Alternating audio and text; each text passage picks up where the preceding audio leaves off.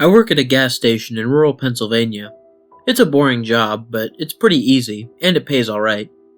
A few weeks ago, this new guy started. I'll call him Jeremy. Jeremy is weird. He's about 25 or 26, and he hardly speaks, but he's got the creepiest laugh I've ever heard. My boss and I have both noticed this, but it's never been a problem, so there's not much we can do about it. Customers have never complained about him, and he's always done his job fairly well. Up until a few weeks ago, anyway. That's when things started going missing. Employee theft can be a problem at any business that sells consumer goods, and there's only one person working at a time in this gas station. It's a pretty small place. About 2 weeks ago, my boss started noticing we were short on motor oil. At first, it was a few containers at a time, then entire shelves and boxes from the back room. Pretty soon, entire shipments would be gone the day after we got them, and it would always be right after Jeremy's shifts. My boss has checked the security camera tapes from every single night he worked, but he could never catch him in the act. Jeremy would lock up at closing, then the motor oil would be gone the next day. My boss usually takes the tapes home with him to try and catch Jeremy stealing, but his daughter had a softball game last night, so he asked me to watch the tape for him. He offered to pay me overtime, under the table, so obviously I took that offer. There are 3 cameras, so he gave me 3 different tapes to check. I figured it would be a long night, but I'm trying to save up for vacation, so I really needed the money.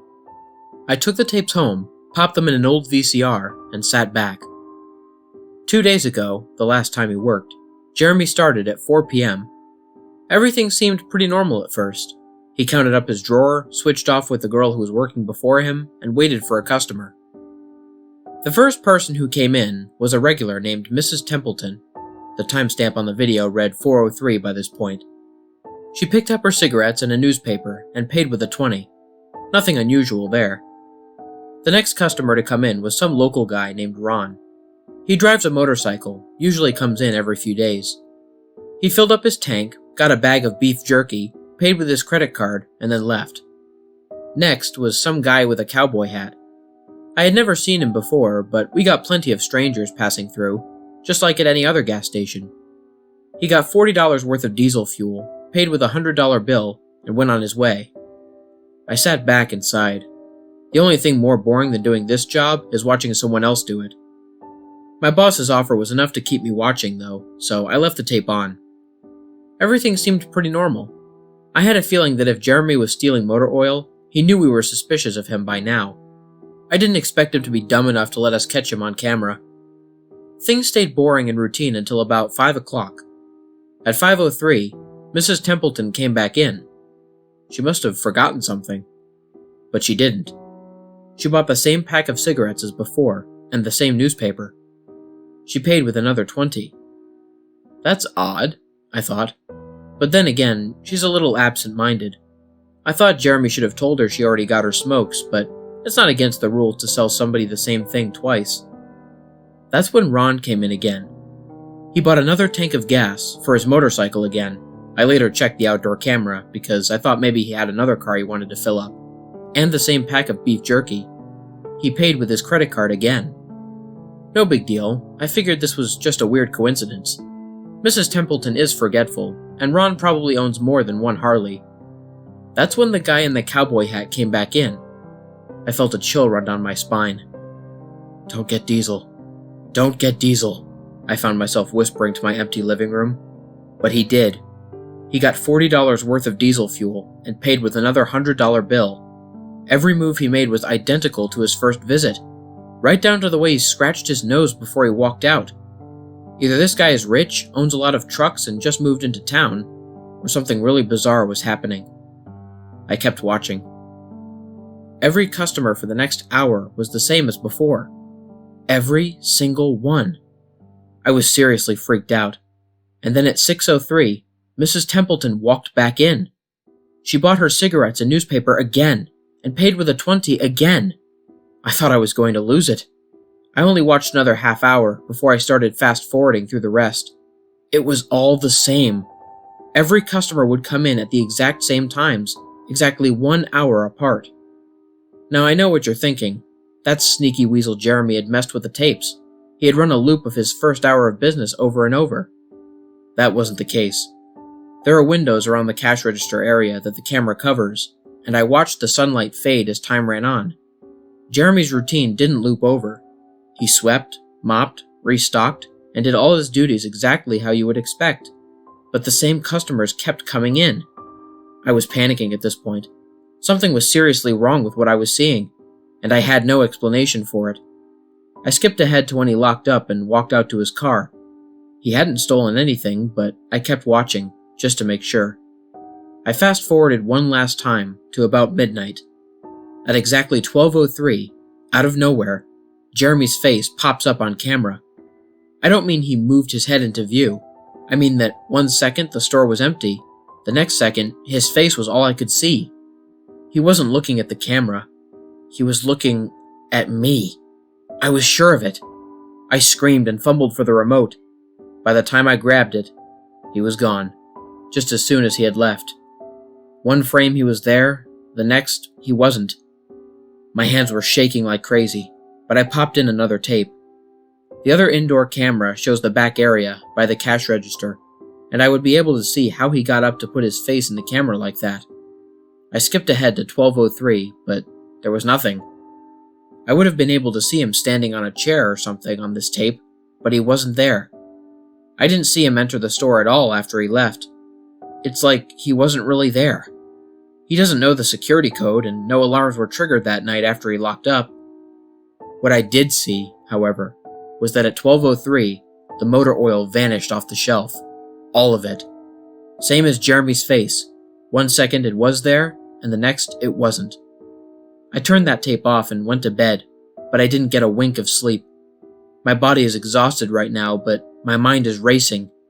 That tape was undoubtedly the creepiest, most disturbing thing I've ever seen in my life. I work in a few hours. My boss asked me to bring the tapes back in and let him know what I found. But really, what the hell am I going to say? Jeremy works the night shift tonight, directly after me, and the plan is for my boss to come in just before I leave and confront him with me, as I'm supposed to be the one who caught him stealing. I have no idea what I'm going to do. I suppose I'll have to show my boss the tapes, but I don't want to watch them with him. I never want to see something like that again. I can't get the image of Jeremy just smiling directly into the camera out of my mind. It was the creepiest look I've ever seen on another human being's face. Anyway, I'm gonna try again to get some last-minute sleep before I have to go in and deal with this. I'll let you guys know what happens. Update. 2:49 p.m. Updating from my phone. Apologies in advance for errors. My boss just finished watching the last of the tapes. I told him what to expect, but you really can't prepare someone for something like that. He's scared to death. I still am too. And Jeremy is due to come in at 4. We've got a little over an hour to get our stuff together, but neither one of us knows what to say to him. Is he just a messed up guy who likes to steal motor oil and scare the hell out of people? Or is he something else? I don't know if this is crazy, but does anyone think he could have anything to do with the time loop?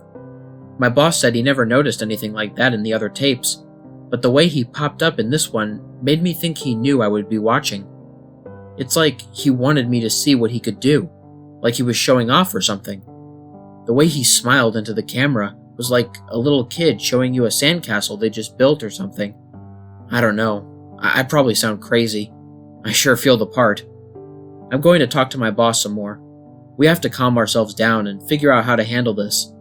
I'll update again tonight, but I have a really bad feeling about how this is going to play out. Update. 4:33 p.m. No sign of Jeremy. Tried calling him, but his phone has been disconnected. We're calling the police. Update. 5:33 p.m. No sign of Jeremy. Tried calling him, but his phone has been disconnected. We're calling the police.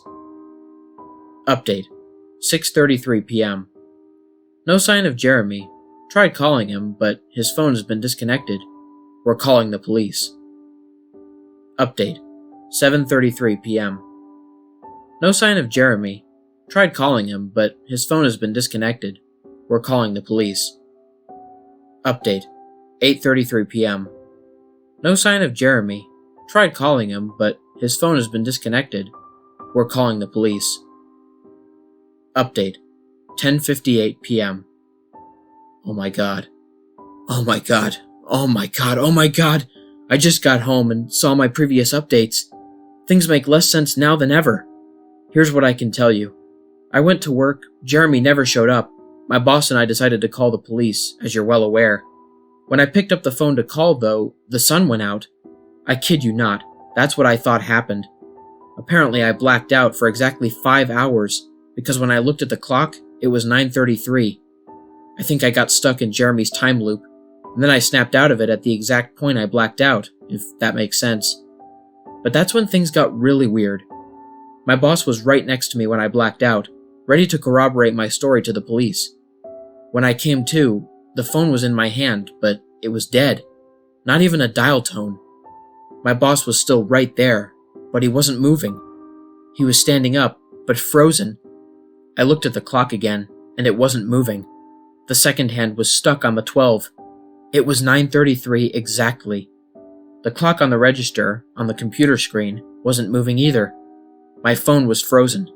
There was even a customer at the register, waiting for my boss to get him cigarettes. I'm betting that would have been his 5th pack of the day. I got the hell out of there. Didn't lock up, didn't turn the lights out, and sorry guys, I didn't grab the security tapes to upload on the internet. Believe me, that was the last thing on my mind. The gas station is on a major highway, and cars were parked all along it. Except they weren't parked. They were frozen. The people inside were sitting still as wax statues. I got in my car and prayed that it would start. Thankfully it did. About halfway home, time started up again. The static from the radio turned into music, like it's supposed to be, and from what I could tell by listening to the host talk in between songs, no one noticed the time freeze, or whatever it was. I was the only one. Well, I'm sure Jeremy noticed as well. I still have no clue where he is or what he's doing. I'm hiding in my room and calling the police again in the morning. I don't know if I ever got through to them before, or if I did, whether they took me seriously. I'm scared for my life at this point. I'll update tomorrow, if I can. Final update, 10:33 a.m. I finally fell asleep last night around 4. I have no idea how I did it. I guess exhaustion finally got the best of me. This morning, I woke up to my phone ringing. It was my boss. He'd been calling me since about 6. He woke up when time turned back on last night and immediately called the cops. They came by to see what was wrong, and he told them everything.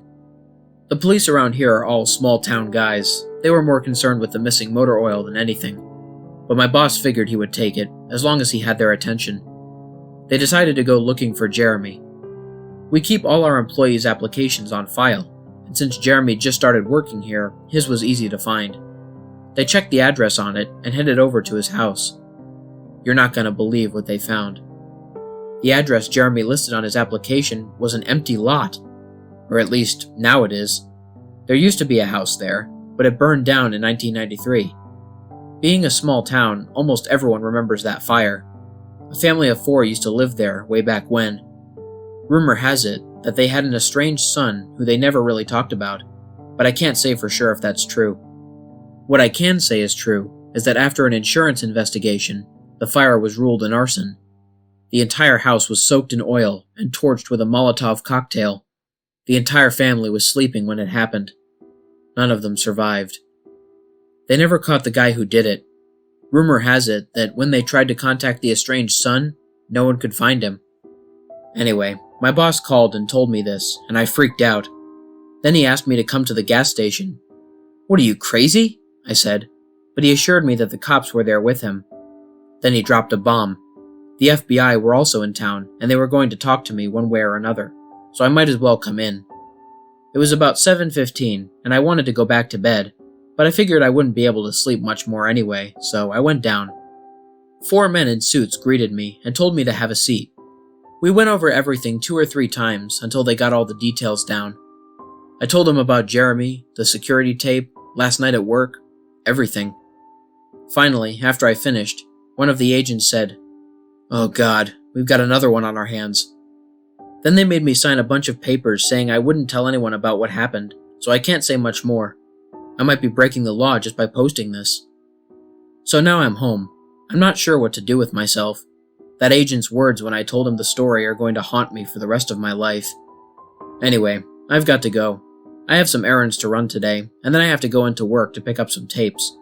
My boss and I think this new guy, Jeremy, he's a complete creep, is stealing motor oil, and I have to watch the security footage to see if I can catch him doing it.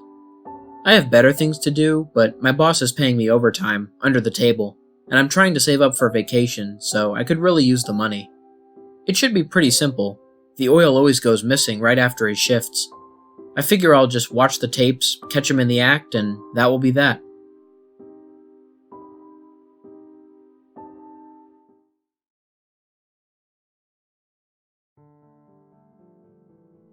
What's up, everybody? This is the Lone Wolf here. Thank you so much for listening. I hope you guys enjoyed my narration of the strangest security tape I have ever seen. For those of you new to my channel, please consider liking, sharing, and subscribing if you enjoy the narration. Hit the bell for notifications and join the Lone Wolf Pack. If any of you guys want to send me a message, like a personal scary story or a creepypasta recommendation, or you just want to talk to me, there will be links to my email, Twitter, Discord server, and Instagram in the description. There will also be links in the description for all of the music artists that I used in this video, along with each individual track that I used for those of you interested in the music. And last but certainly not least, if any of you guys have any ideas or tips for me to make my videos better, please leave me a comment or send me a direct message. Until next time, stay spooky. And remember, the hunt begins when the moon is full. Sleep tight.